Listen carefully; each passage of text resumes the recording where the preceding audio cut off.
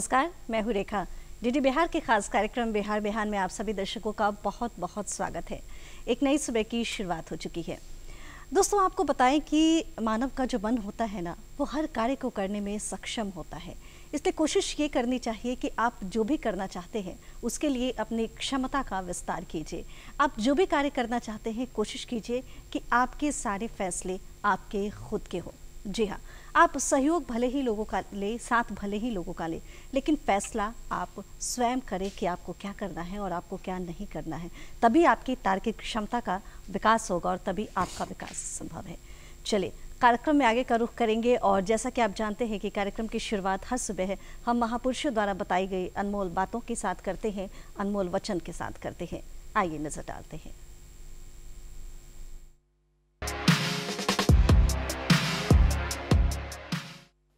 महात्मा गांधी ने कहा था, पहले वो आप पर ध्यान नहीं देंगे, फिर वो आप पर हंसेंगे, फिर वो आपसे लड़ेंगे और तब आप जीत जाएंगे।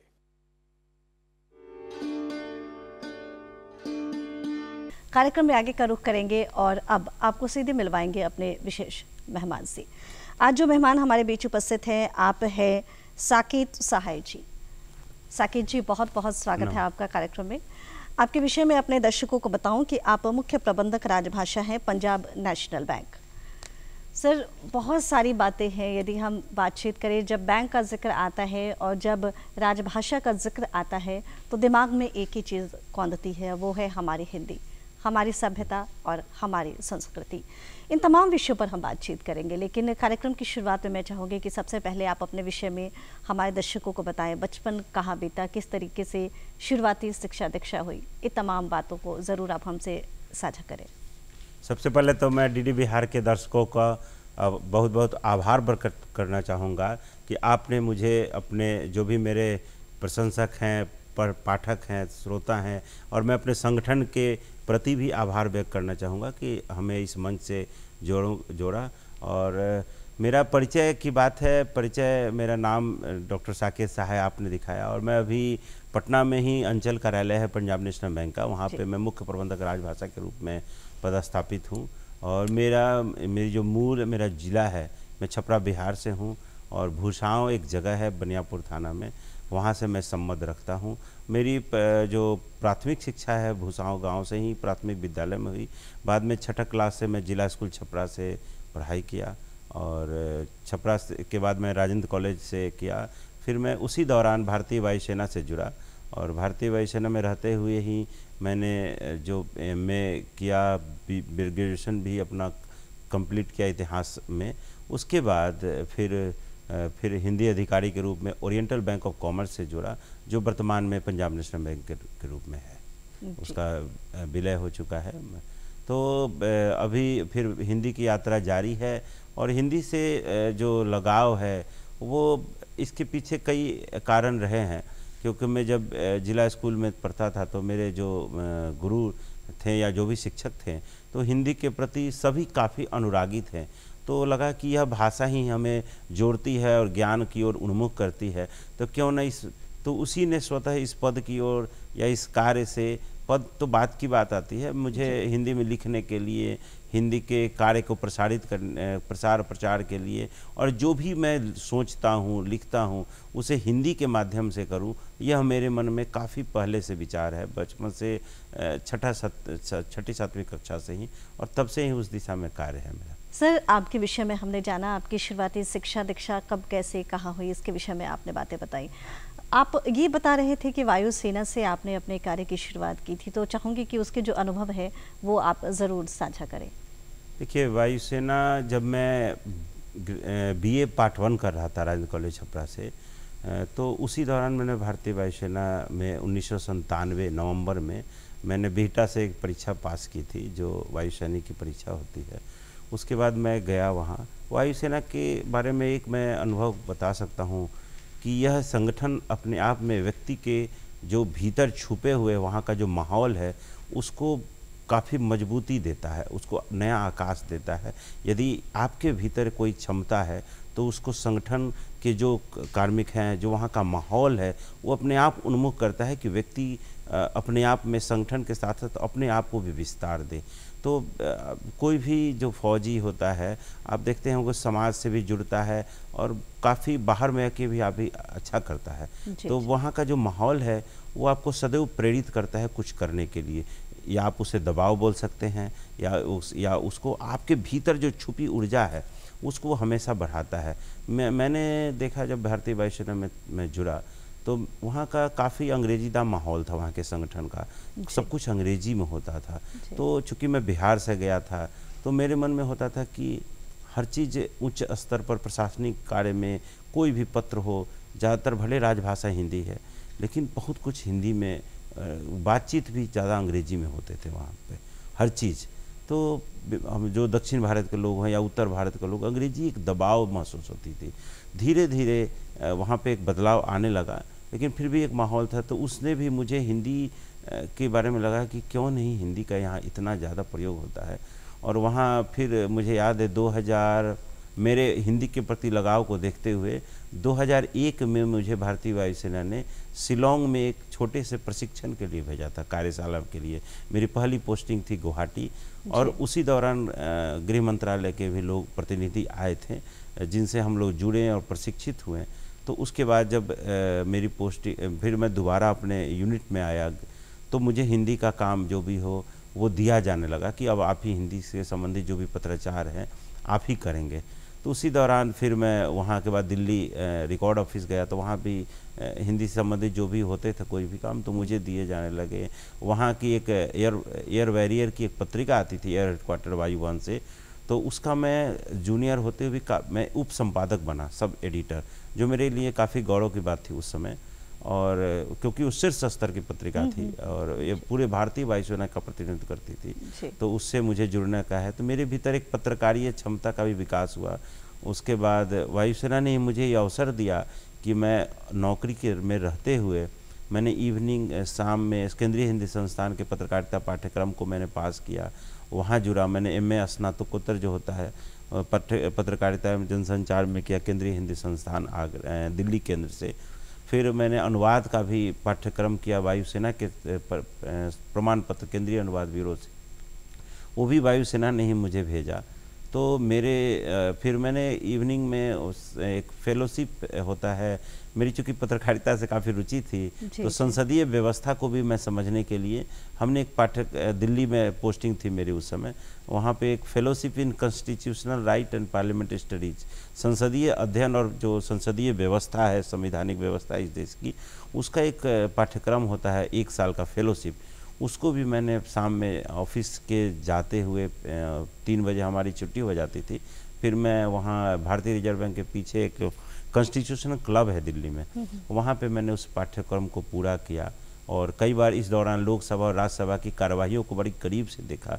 इस पे मैंने एक प्रोजेक्ट भी किया था, संसदीय व्यवस्था में आती गिरावट, जिसकी काफ़ी प्रशंसा हुई थी। सुभाष कश्यप जी बहुत बड़े जो संविधानवेत्ता हैं, उन्होंने इसकी काफ़ी प्रशंसा की कि आप वायुसेना में रहते हुए देश और समाज की चीज़ों को इतना अच्छे से सोचते हैं। लेकिन मेरा मानना है कि मैं अपने आप को इतना इसलिए ज़्यादा अभिव्यक्त कर पाया क्योंकि वायुसेना ने इसे अवसर दिया, मुझे अच्छी पोस्टिंग मिल गई, भगवान की कृपा कहिए, संगठन की, और मेरे कार्य का प्रभाव के मैंने इन कोर्सों पाठ्यक्रमों को किया। और जो हिंदी के क्षेत्र के जो संविधान हो या पत्रकारिता के जो भी दिग्गज रहे, सबसे मुझे प्रोत्साहन मिला।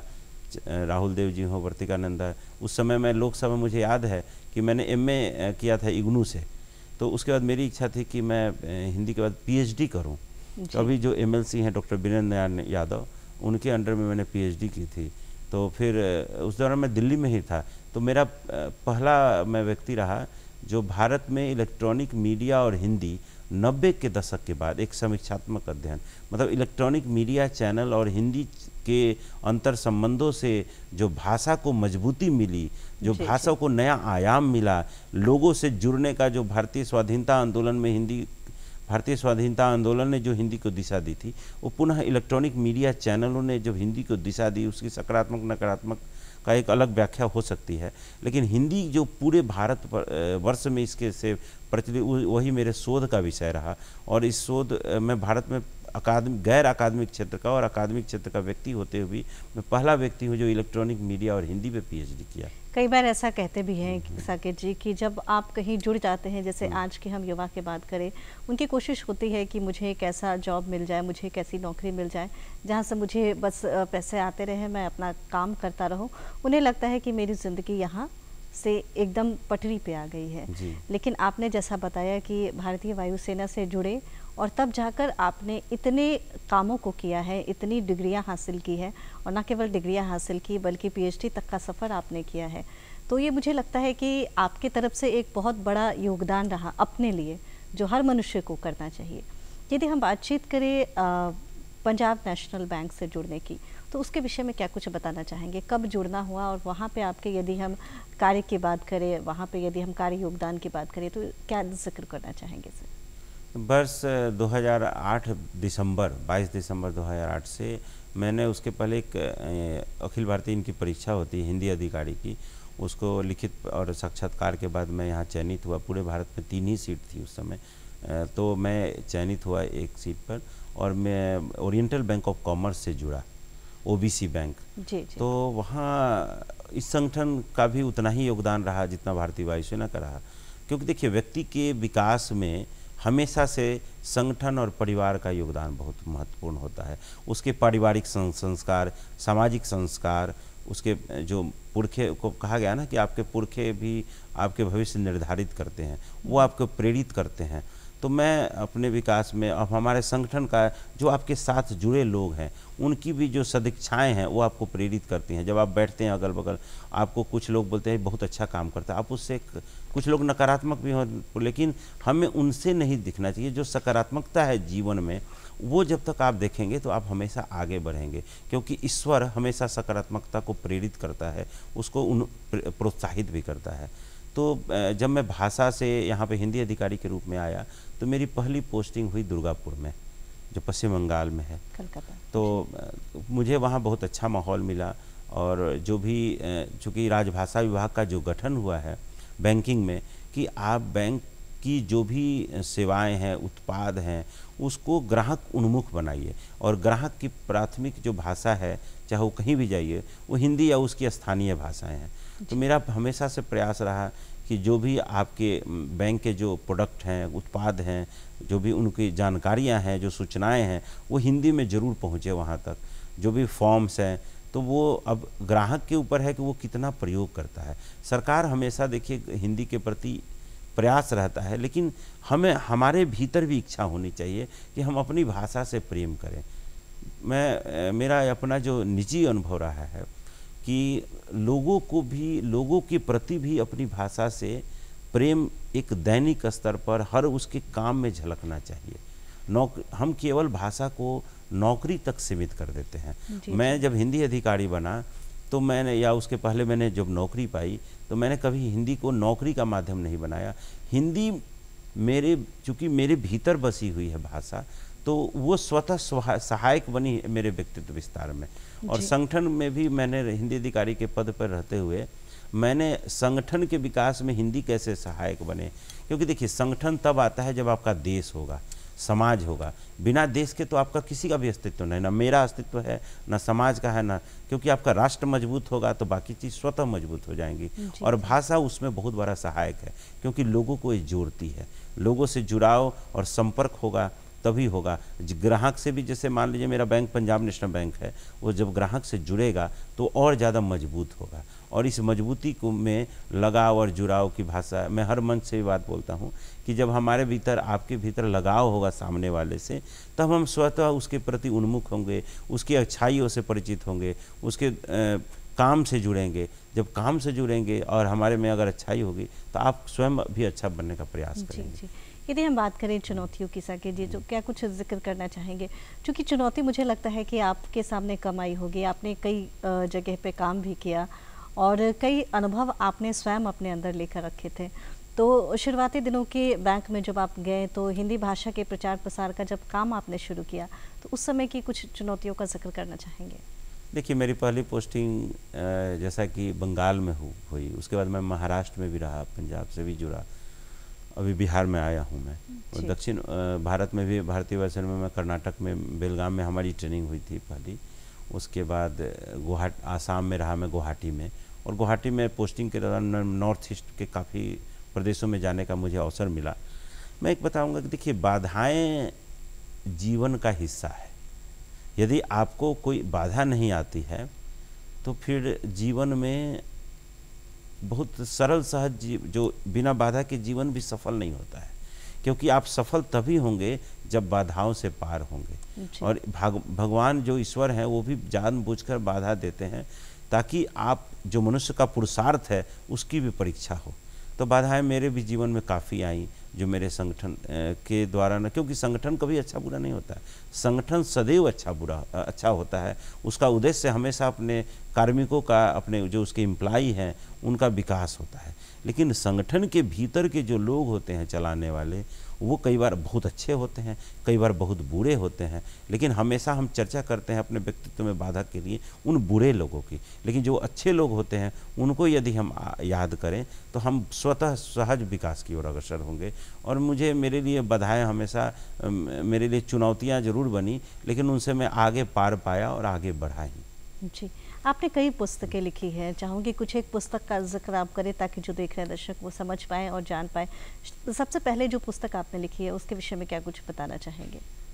देखिए, सबसे पहले तो मुझे याद है, मैं दर्शकों को, चूँकि प्रकाशित पुस्तक नहीं है, लेकिन एक बार मैं जब शिलोंग से आया तो वहाँ दिगारू मेरी पोस्टिंग थी, गुवाहाटी के पास है।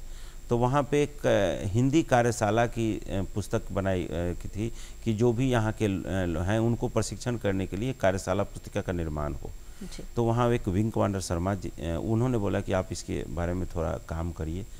तो मेरे जीवन में पहली बार वो अनुभव हुआ कि एक पुस्तक के लिए भी मुझे, और मैंने वहीं से एक कार्यशाला में संघ की राजभाषा नीति क्या है, और उस समय यूनिकोड नहीं आया था। तो मैंने कार्यशाला में राजभाषा नीति, नियम और लिप ऑफिस, इन सब चीज़ों के बारे में पुस्तकालय के सहयोग से एक पुस्तिका बनाई। उसकी काफ़ी सराहनीय, आज भी भारतीय। उसके बाद मैं जब ओरिएंटल बैंक से जुड़ा तो वहाँ पे एक अखिल भारतीय सेमिनार हुआ था। हमारे महाप्रबंधक चरणजीत सिंह जी थे उस समय तत्कालीन, उनका काफ़ी योगदान रहा उन्होंने, और जो भी हमारे राजभाषा विभाग के अधिकारी, तो वो वैश्वीकरण एवं हिंदी का विकास। तो मैं उस सेमिनार से, मुझे उसकी पूरी जिम्मेदारी दी गई। तो उस सेमिनार में अखिल भारत के जो भी बैंकर्स हैं, भारतीय रिजर्व बैंक हो, नाबार्ड हो, उनके आलेखों का आया, और उन आलेखों का संकलन के रूप में मैंने एक पुस्तिका निकाली अपने महाप्रबंधक में, वैश्वीकरण एवं हिंदी का विकास। उसके बाद में जो मेरी ये पहली पुस्तक है जी, जो पूरी मेरी है, इसमें दर्शकों को दिख सकता है, इलेक्ट्रॉनिक मीडिया, भाषित संस्कार एवं संस्कृति। जी। तो यह मेरे जीवन की पहली कृति है पुस्तक, जो मैंने स्वयं अपने प्रयासों से लिखी। और इस प्रयास के बारे में चूँकि होता है कि जैसे आपको अपने पहले बच्चे से ज़्यादा प्यार होता है आपका, वैसे ही मेरी पहली कृति है, तो मेरे जीवन में इसका बहुत महत्वपूर्ण स्थान है। और इसलिए भी स्थान है कि यह पुस्तक बात करती है कि भाषा और चैनल, ये जैसे हम बैठे हुए यहाँ पे, तो हमारे साक्षात्कार से जो भी सुन रहे हैं, जुड़ रहे हैं, कहीं ना कहीं एक संस्कार, एक संस्कृति का भी मेरे माध्यम से छोटे स्तर पर, सूक्ष्म स्तर पर भी हो रहा है कि लोग अगर सोचेंगे कि एक व्यक्ति कैसे भाषा के माध्यम से यहाँ तक आया या कुछ उसकी बातें हैं, तो ये प्रेरक तत्व का निर्माण होता है समाज में। तो यह पुस्तक इसी के बारे में बात करती है कि इलेक्ट्रॉनिक मीडिया चैनल जब आए तो उन्होंने कैसे हिंदी को माध्यम बनाया राष्ट्रभाषा के रूप में, और कैसे एक नई अपने जो संस्कार के माध्यम पर समाज में जोड़ा, और इससे एक नई राष्ट्रीय संस्कृति कैसे पनपी, उसका कैसे पुष्पित हुई, पल्लवित हुई। जैसे आप दूरदर्शन का, मैं हमेशा, जैसे 1967 में मुझे जो याद है, पहली बार जो यूनेस्को के माध्यम से गांव-गांव में इंदिरा गांधी के समय में जब हुआ था, पहली बार जन जन के बीच में दूरदर्शन का माध्यम आया कि कैसे हम सरकारी योजनाओं की पहुंच बढ़ाएं। फिर उसके बाद दूरदर्शन काफ़ी व्यापक माध्यम बना, हम लोग सीरियल आए, बुनियाद आया, तमस आए, ये जो तमाम सीरियल, या हम जो पुरानी फिल्में दूरदर्शन, ये रंगोली का कार्यक्रम देखें, तो जो दूरदर्शन रामायण की जो व्यापकता है, जो रामायण जन जन में प्रभु श्री राम की जो ख्याति हुई, तो उसमें जो हम लोगों ने जाना, वो दूरदर्शन क्या है, इलेक्ट्रॉनिक मीडिया का एक व्यापक और शुरुआती माध्यम बना। हम आमतौर पर आज तक या जो निजी चैनल है उनकी चर्चा करते हैं, लेकिन जो दूरदर्शन की भूमिका रही, जो प्रसार भारती का रेडियो जो रहा, वो भी इलेक्ट्रॉनिक मीडिया का ही माध्यम है।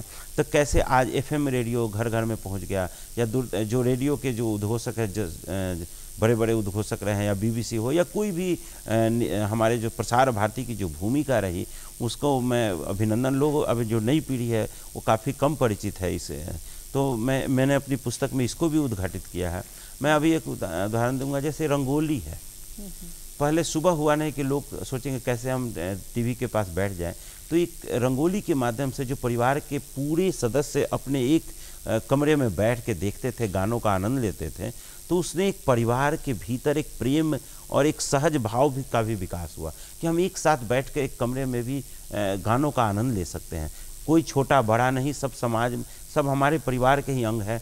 दूरदर्शन ने उसको जोड़ा, रामायण ने उसको जोड़ा कि यदि हमारे घर में टीवी नहीं है तो हम अपने पड़ोस के घर में टीवी देखने जा सकते हैं। तो पड़ोस का जो, और पड़ोसी भी ऐसे ही इज्जत करता है कि नहीं आप हमारे अतिथि नहीं, हमारे ही घर के सदस्य। और जो चप्पल घर के बाहर आप, अगर हम लोग तो बहुत बच्चे थे, आप उस काल को याद करिए जब हर घर में दूरदर्शन पे रामायण आता था, तो हर किसी के घरों के सामने, जहाँ भी जिनके घरों में टीवी होता था, वहाँ पे लोग पहुँच जाते थे और उनका हर कोई सहज भाव से। तो इलेक्ट्रॉनिक मीडिया ने कैसे कार्यक्रम के बहाने जोड़ा लोगों को, समाज को। यदि हम बातचीत करें तो आप कुछ कविताएं भी लिखते हैं, और हमारी इस मन से मैं चाहूँगी कि कुछ एक कविता यदि आप सुनाना चाहें तो ज़रूर सुनाएं। सबसे पहले तो मैं पुनः आभार प्रकट करूंगा। देखिए, मैं कविताएं तो चूँकि मेरा मूल उद्देश्य रहा है हिंदी के जो उसकी उपयोगिता है, प्रयोजनमूलकता है, उसके बारे में लोगों को बता सकूं, जागृत कर सकूं, क्योंकि हिंदी या भारतीय भाषाओं के बारे में अभी भी एक बहुत बड़ी पीढ़ी मानती है कि हम इससे कुछ कर नहीं सकते हैं। तो करने का ज़रूरत नहीं है।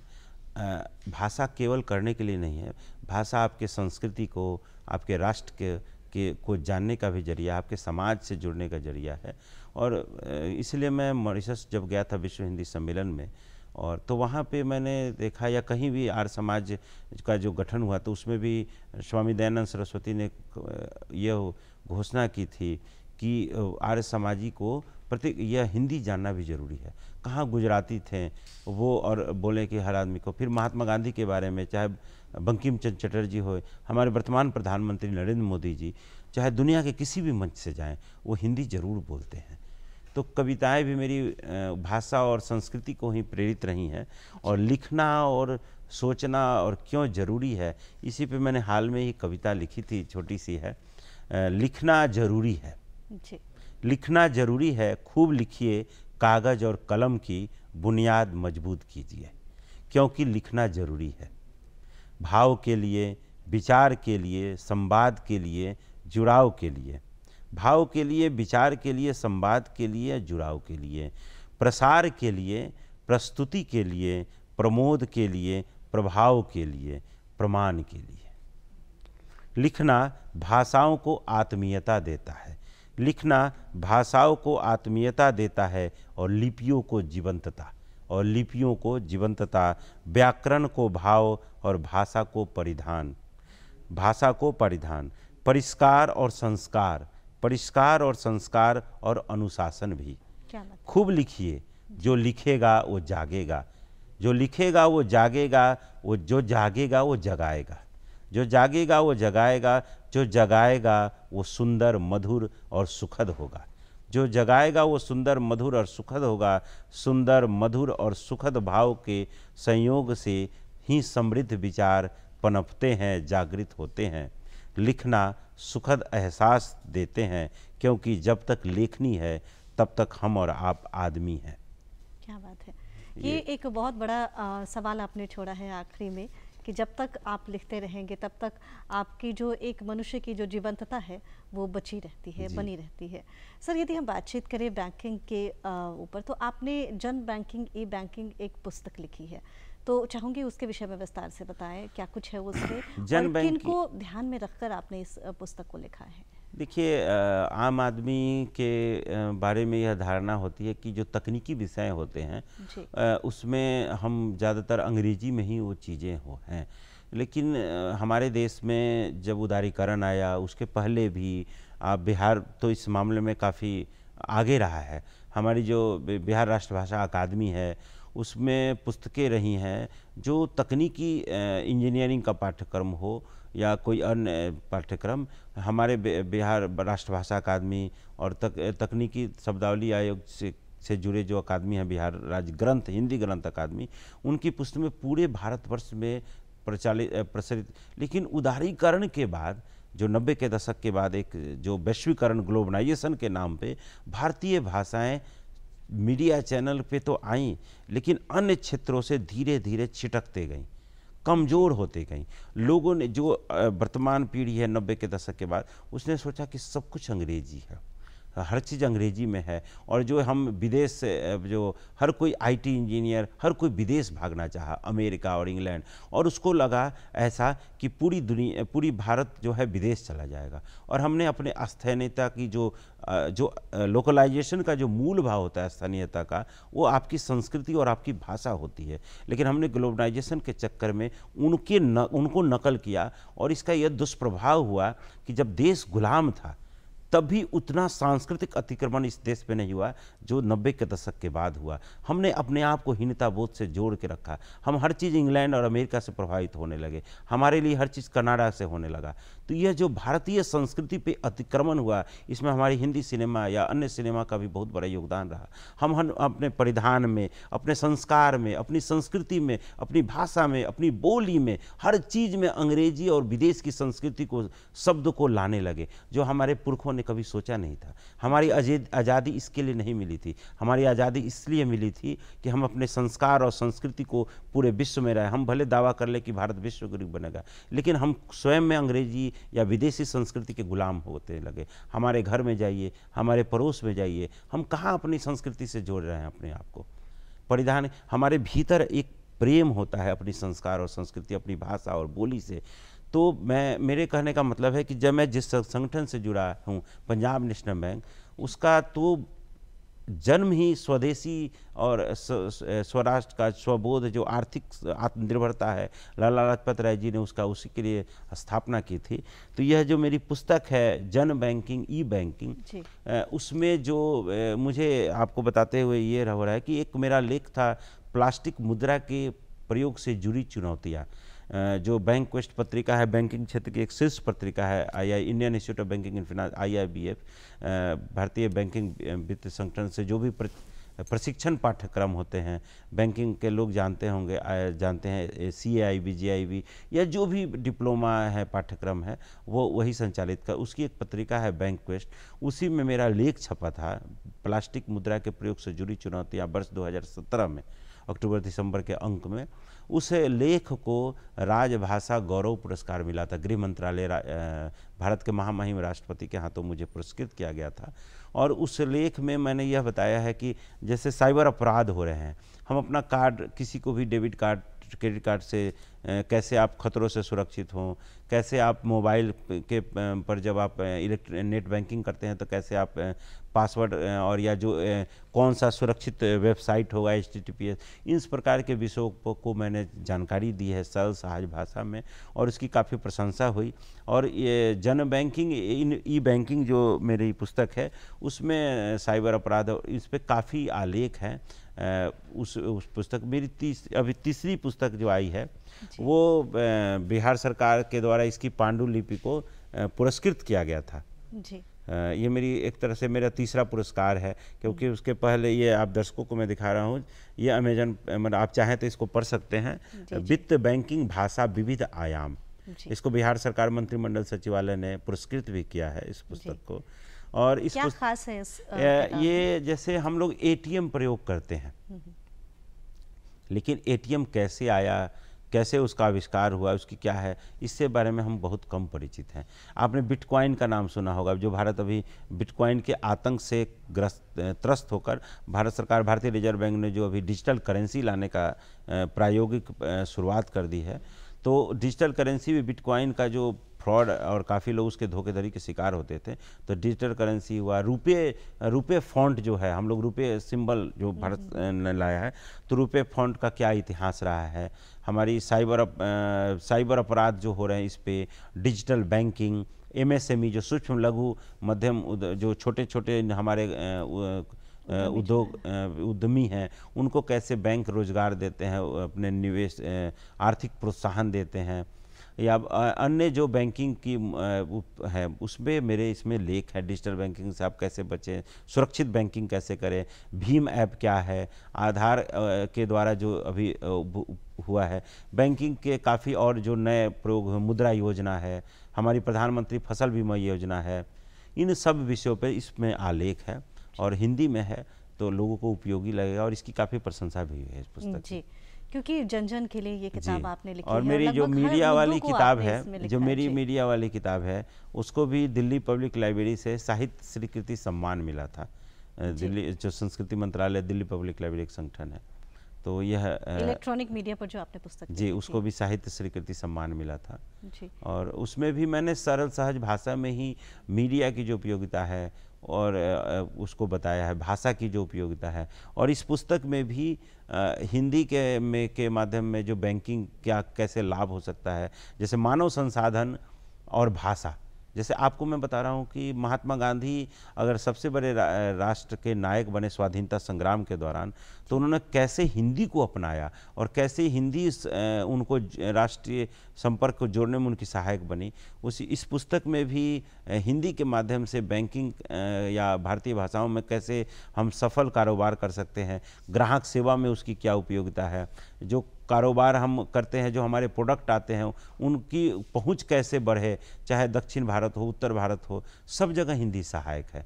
जो धारणा बनाई गई है कि दक्षिण भारत में नहीं लेकिन कैसे हमारी 16 फिल्म हिट हो गई दक्षिण भारत में। उस समय तो सोशल मीडिया नहीं था, उस समय तो कुछ नहीं था। तो दक्षिण भारत के बारे में जो भ्रामक धारणाएं राजनीति के द्वारा, इस पुस्तक में भी बैंकिंग में, मैं दक्षिण भारत में मुझे कई बार जाने का मौका मिला है, काफ़ी वहाँ लोग हिंदी प्रेमी हैं और हिंदी को जानते समझते हैं। तो हमें बस अपने आप को, जैसा कि आपने बताया साकेत जी, चूँकि जब हम बात करते हैं आज़ादी की, और आज़ादी के बाद भले ही कहते हैं कि अंग्रेज भारत छोड़कर चले गए, हम भारत में पूरी तरीके से आज़ाद हो गए, लेकिन भाषाई तौर पर जो उनकी उपस्थिति है वो हमेशा से दर्ज रही है। कहते भी है ना, एक जगह लिखा भी मैंने पढ़ा था कि हस्ताक्षर तक करते हैं हम एक विदेशी भाषा में, माना हम आज़ाद हो गए, लेकिन किस परिभाषा में। तो ये एक बहुत बड़ा क्वेश्चन मार्क यहाँ पर लगता है। तो हिंदी को अपनाना भी चाहिए, सभी दफ्तरों में लिखा भी रहता है हिंदी में कार्य करें। चूँकि आप हिंदी के भाषा के प्रचार प्रसार के लिए विदेशों तक जाते रहे हैं, अपने लेख आलेख के माध्यम से आप भी गए, तो चाहूँगी कि उसके कुछ अनुभव आप ज़रूर साझा करें। देखिए, मैं मॉरिशस गया था, तो वो एक तरह से यहीं के लोग गए, उन्हीं ने बसाया। तो मैं ज़्यादा न इस बात को, वहाँ के बारे में न बोलते हुए मैं एक बात बोलूँगा कि आप कहीं भी जाएं, आप कहलाएंगे भारत के। विदेश में जाएं तो आपकी पहचान यहाँ की भाषा और संस्कृति से, जो विदेशी हैं वो ज़रूर सोचेंगे कि यह व्यक्ति तो भारत का है, तो उसकी भाषा भी यहाँ आएगी। तो आपके पहचान से जुड़ी हुई आपकी भाषा और संस्कृति। तो लेकिन जब आप हर चीज़ यहाँ का छोड़ देंगे तो आपकी पहचान ख़त्म हो जाएगी, आपका अस्तित्व पे प्रश्न चिन्ह खड़ा हो जाएगा। तो मॉरिशस के लोगों ने वहाँ आज भी, आप हर घर में जाइएगा तो तुलसी के जो के पौधे दिखेंगे हर घर में, आंगन में, और महावीरी झंडा भी काफ़ी लोग लगाते हैं ऊपर में। तो वो अपने धर्म और संस्कृति से जुड़े हुए हैं। वहाँ के रुपये में भी हिंदी आपको दिखेगी, वहाँ जन सामान्य में भोजपुरी बोली जाती है। तो जो उन्होंने तमाम जो उनको चुनौतियाँ मिली, उसके बावजूद उन्होंने अपने भाषा और संस्कृति को नहीं छोड़ा। तो हम तो इसी आज़ाद देश में हैं, हम क्यों छोड़ रहे हैं। देखिए, रोज़गार, मैं इस पुस्तक में भी हमेशा, पुस्तकों का मेरा मतलब ये नहीं है कि पुस्तक का प्रसार हो, मेरा ये उद्देश्य है कि जब हम तकनीकी लेखन मैं स्वयं कर सकता हूँ, तो हर वो व्यक्ति, जैसे कोई IIT में जा रहा है, तो अगर वो हिंदी भाषी हो या भारतीय भाषाओं में हो, तो उसका यह दायित्व बनता है कि वो हिंदी में या जो उसकी भाषा हो उसमें वो पुस्तक लिखे, ताकि आम आदमी को तकनीकी क्षेत्र में भी और ज़्यादा पुस्तकों हिंदी में सुलभ हो। हमारी नई शिक्षा नीति भी इस ओर इशारा करती है। तो सरकार की तरफ से भी प्रोत्साहन है, लेकिन हमें भी अपनी भाषा से प्रेम करने के लिए नए नए विषयों पर जो केवल कला जो साहित्य है ना हिंदी का, वो बड़ा समृद्ध है, लेकिन तकनीकी क्षेत्र में जैसे अभी आर्टिफिशियल इंटेलिजेंस आ गया, वो आर्टिफिशियल इंटेलिजेंस में हम तभी आगे बढ़ेंगे क्योंकि देखिए उस सर्वर कंटेंट पे काम करता है। जब हमारा ज़्यादा से ज़्यादा भारतीय भाषाओं में कंटेंट यदि सुलभ रूप से मिलेगा तो चैटबॉट अपने आप हिंदी में भी और ज़्यादा जानकारी देगा। यानी कि हिंदी को प्रचारित करने के लिए, हिंदी को प्रसारित करने के लिए उसे अपने जीवन में शामिल करने की ज़रूरत है। बहुत अच्छा लगा जानकर कि आप किस तरह से हिंदी के प्रचार प्रसार के लिए लगातार काम कर रहे हैं, बैंक से जुड़कर, और लोगों को फ़ायदा पहुंचाने के लिए नित्य नए आपके जो आलेख है वो आ रहे हैं। उम्मीद है आप ऐसे ही काम करते रहें और लोग आपके द्वारा लेखनी से फ़ायदा लेते रहें। बहुत बहुत शुक्रिया साकेत जी कि आप इस कार्यक्रम में शामिल हुए और आपके माध्यम से हमारे दर्शक को इतनी महत्वपूर्ण जानकारी मिल पाई। कोई कविता? तो दोस्तों आप देख रहे थे ये विशेष बातचीत जो हम कर रहे थे डॉक्टर साकेत साहे जी से। आप मुख्य प्रबंधक राजभाषा पंजाब नेशनल बैंक से हैं। कैसी लगी आपको हमारी आज की ये बातचीत? इस कार्यक्रम के विषय में आप अपनी राय, अपनी प्रतिक्रिया देना चाहते हैं तो लिख भेजिए। पता है निदेशक डीडी बिहार, दूरदर्शन केंद्र पटना, फ्रेजर रोड पटना 800001। हमारा ईमेल एड्रेस है director dd के patna@gmail.com।